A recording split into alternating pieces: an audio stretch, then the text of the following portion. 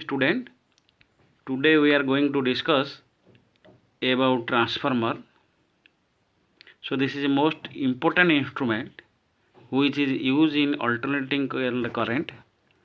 So it is used to step up or step down of voltage in alternating current. Previously we discussed that DC voltage cannot be step up or step down. So if we will send DC for longer distances, due to the resistances, most of the power will be lost. But in case of transformer, you can off the AC voltage and increase its voltage, and you can send with minimum loss. So let us discuss how the transformer will act, how the transformer will works. So what is a transformer? A transformer is a defined as passive electric device. What type of device? Passive electric device that transfer electrical energy from one circuit to another through the process of electromagnetic induction. This is the principle, electromagnetic induction. It is the most commonly used to increase, step up or decrease, which is one step down voltage levels between the circuits. So there are two type transformer. If you increase the voltage, you will call step up. What you will call? You will call step up. So if you decrease voltage, we will call step down. Step down transformer. So this is the construction of the transformer. You see, it is contain how many coils? This is primary coils. This sides secondary coils, and this is the core. This is the laminated cores. This one laminated iron cores. So the primary coil, suppose voltage is Vp, and secondary coil voltage is Vs. Number of turns of wire in the primary coil is Np. Number of turns on the secondary coil is Ns. Let us take the flux produced by the coil is phi. So let us assume this is a ideal transformer. Whatever flux will produced by the first coil, primary coil, will completely linked with the secondary coil, So since it completely links, so the rate of change of flux in this primary coil must be equal to the rate of change of flux in the secondary coil. Rate of change of flux in the primary coil must be equal to the rate of change of flux in the secondary coil. So this is the symbol of the coil. We will draw two vertical parallel line. One side represent primary coil, the other side represent secondary coil. So this is the primary coils. So this VS written as the secondary coil. So two coils are there. So this is the symbols of transformer. So let us write their equation, working formula. So let us take the induced EMF of the primary coil is EP. So what is EP? So EP is equal to flux, rate of change of flux associated with, suppose the flux is phi, both case phi, because we assume what flux produced by the first coil will link to the second coil. But the number of turns in the primary coil is Np, number of turns in the secondary coil is Ns. So these two equations are same. Ep is equal to minus Np divided by dt, Es is equal to minus N divided by dt. So you take the ratio. What you will get? So Ep by Es is equal to Np by Ns. So if we will change the number of turns, automatically the voltage will changes. The voltage will alter or changes. You see, if we cross multiply this, what will get? We will get the equation of Es. So Es will be Ns by Np into Ep. Suppose number of turns in the secondary coil is more. So number of turns in the secondary coil is more. Ns is more than Np. So according to this formula, if you will calculate, so Np is more, Ns is more, Np is less. So their ratio is more than 1. So Es into a quantity more than 1. So Ep into a quantity more than 1. So it will be more than Ep. It will be more than Ep because Es is equal to some bigger quantity into Ep. So it is more than Ep. So you can write Es is greater than Ep. So it will be step up transformer. So if the number of turns in the secondary coil, automatically voltage will increases. Such we will call step of transformer. What type of transformer? Step of transformer. If we will take the reciprocal, suppose the number of turns on the secondary coil, number of turns on the secondary coil is less than the number of turns on the primary coil, the output voltage ES will be reduced. So EP will be more, ES will be less. So voltage decreases. Such type of transformer is known as step down transformer. It will decrease the voltage. It is the decrease the voltage. You know the principle of transformer is mutual inductance. By the process of mutual inductance, in the step up transformer voltage increases. In step down transformer voltage decreases.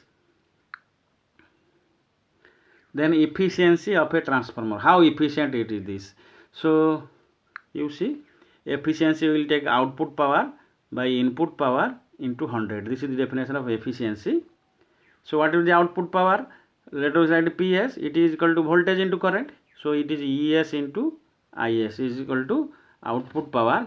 What is the input power PP? So it will be input current into input voltage IP into EP. So suppose there is no losses on the transformer. Let us assume this is an ideal transformer. In ideal transformer 100% efficient. So total input power, total output power. So P input is equal to P output. Write down the equation. Output power equation is ES ISES. So input power is EP IP. Take the ratio. What will you get? You will get ES by EP is equal to IP by IS is equal to NS by NP. So in case of power we will get the reciprocal equations.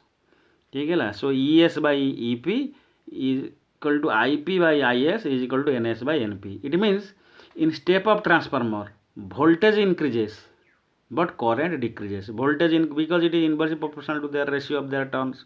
So in step up transformer voltage increases but current decreases. But in step down transformer voltage increases but current decreases. Current decreases. So their product remain constant. So this is the case when the transformer is 100% efficient. The total input power will give you total output power. You assume that the total flux produced by the first coil is linked with the second coil. But actually such thing not happens. Nobody is ideal. So in a transformer various losses are occurs. One such loss is different type of losses. Iron loss. What is name is iron loss. So you know the transformer coils are wounded over iron cores. So due to the ED current, due to the ED current, so that is also one type of loss, that is ED current loss. It is also part of iron loss. Copper loss means a Joule heating effect. When the current will pass through the input coil, output coil, some heat will produce. You know Joule heating effect formula I square RT, heat produce. In a time T will be I square RT. So lot of heat will occur due to the winding copper coils. We will call it copper loss. Next is hysteresis loss. You know the periodic changing magnetic field produce some hysteresis. It is also occurs that due to that.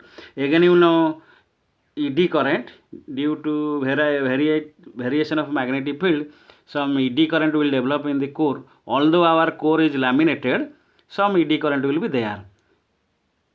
So there is also flux loss. So you here assume total flux produced by the first coil is linked with the second coil. So, but we are separating the coils. One coil is here, other coil is here. There is cores. So instead of taking two separate coils, suppose you will take a single core and wind the first coil over it and second coil again over it. The two coils never touch each other, but wounded one coil is wounded over the other coils. So why will do like this? Because the flux produced by the first coil will be linked to the second coil. Using this technology, you can reduce the losses of the transformer. But to solve some simple problems, we can take the efficiency of the transformer is 100%. Total input power will be total output power. So these are the losses of the transformer. So efficiency percent in percentage, efficiency we can define that is output power by input power into 100. So in a pure 100% efficient transformer, input power is equal to output power. So what is the value of efficiency? It will be 100%. But really no transformer are 100%. Some losses are there. So what is the real efficiency? So output power minus loss by input power into 100. So this is the actual formula of efficiency of a transformer. But to solve easily the problems, we are assume there is no loss of energy.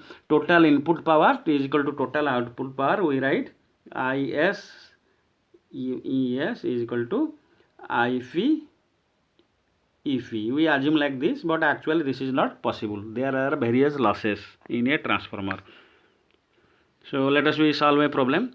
So if a transformer primary coil has 500 turns, transformer primary coil has 500 turns and voltage 220 volt, EP is equal to 220 volt, ES is 500 and secondary coil 250 turns. It means NS is 250 turns.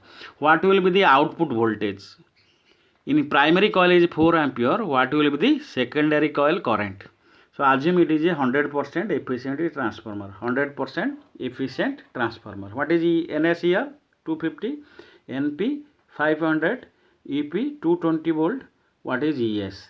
So IP also given in this question. It is 4 ampere.